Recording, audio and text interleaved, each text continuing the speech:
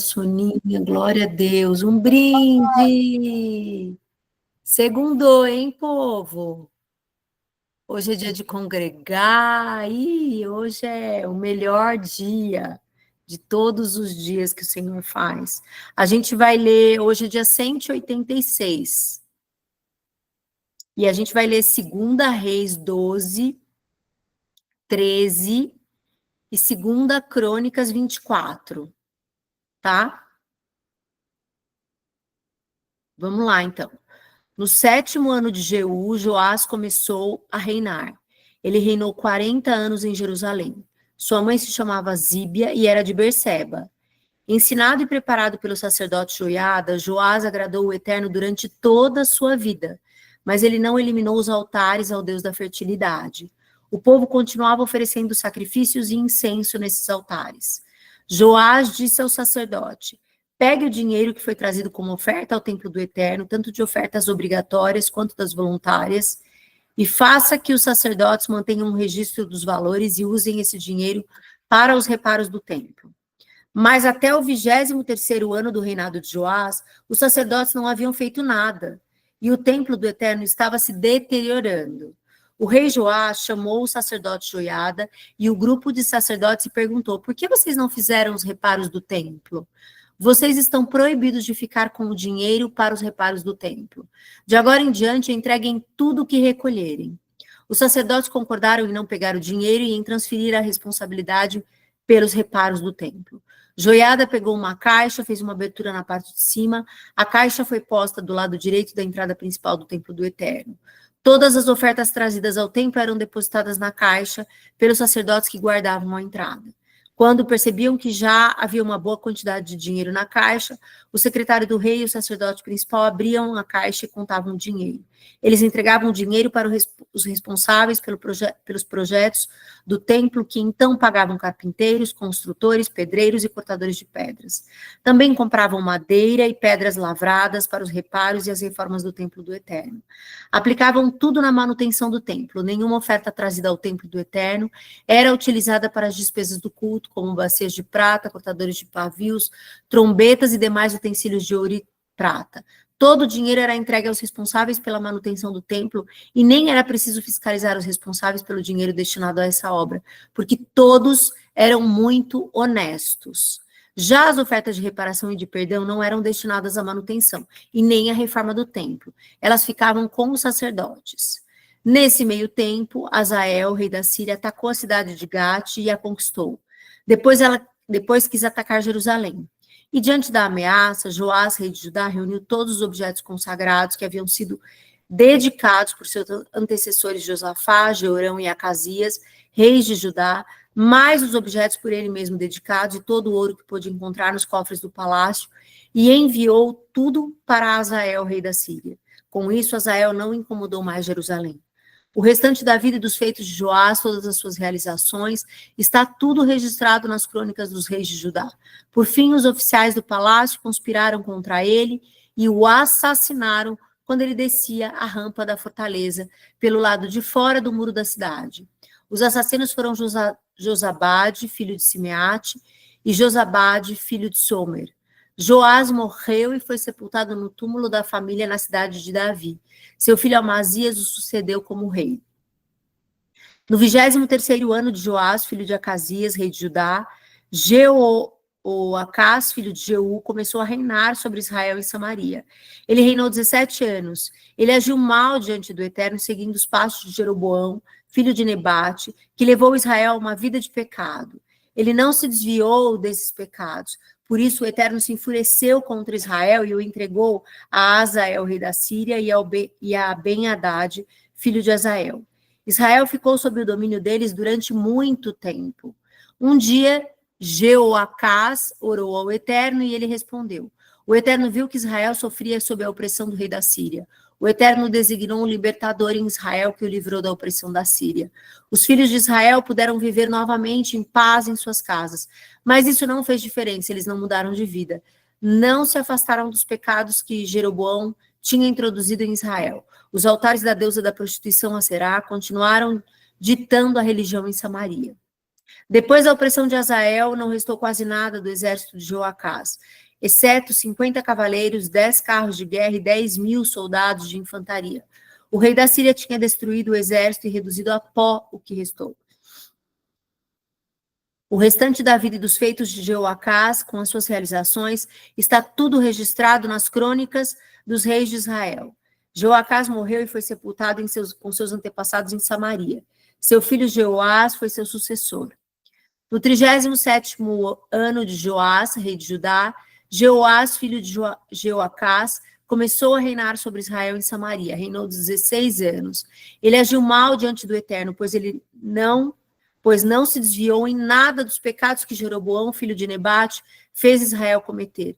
Ele seguiu os passos de Jeroboão. O restante da vida e dos feitos de Joás, com as suas realizações e a guerra contra Amazias, rei de Judá, está tudo registrado nas crônicas dos reis de Israel.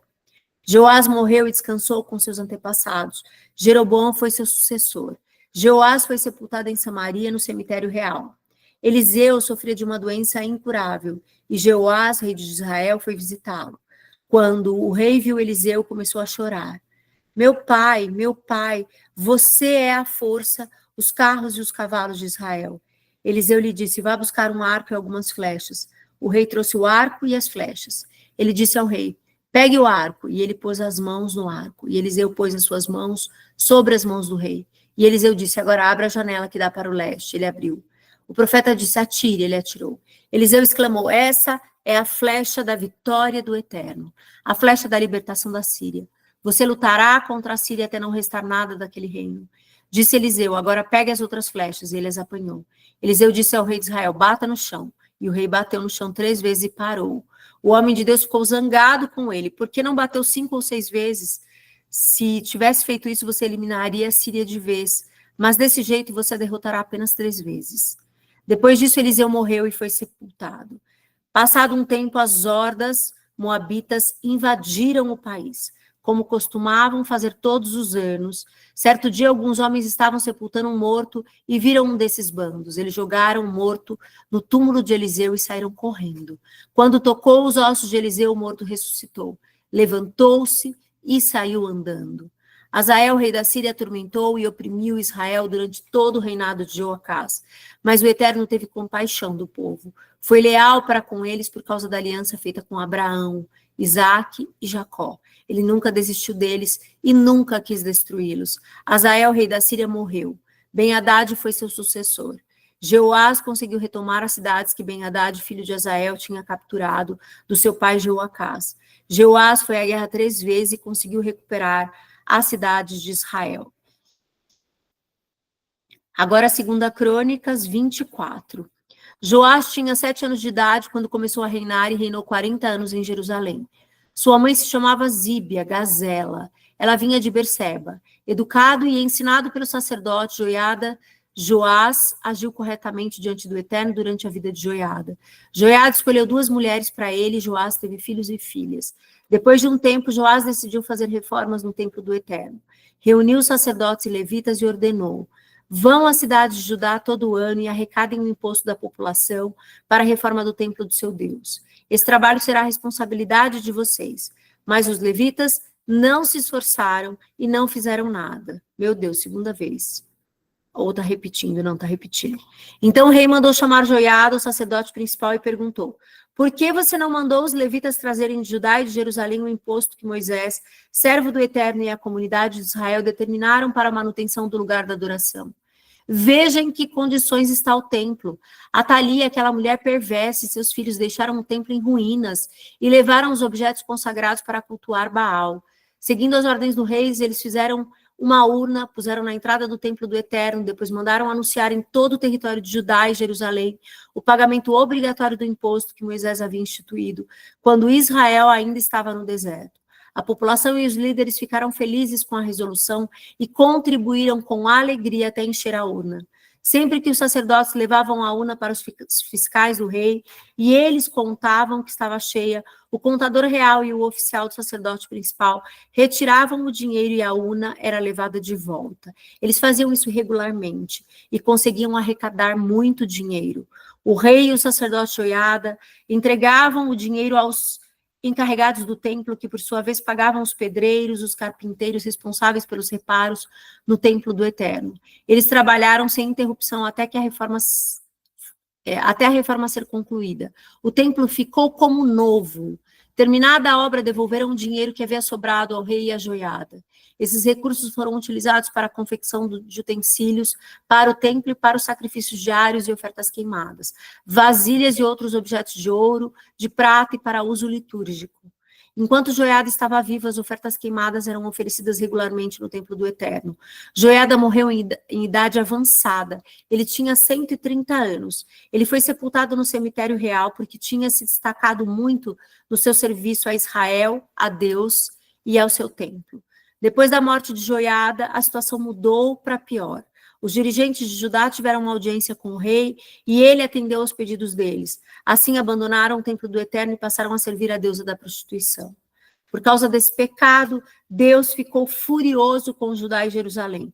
O Eterno enviou profetas para adverti-lo das consequências daquele pecado, mas ninguém dava atenção a eles. O Espírito de Deus despertou Zacarias, filho do sacerdote Joiada, para dizer: assim diz o Eterno, por que vocês se afastaram deliberadamente dos mandamentos do Eterno? Vocês não podem continuar assim. Se abandonarem o Eterno, ele os abandonará.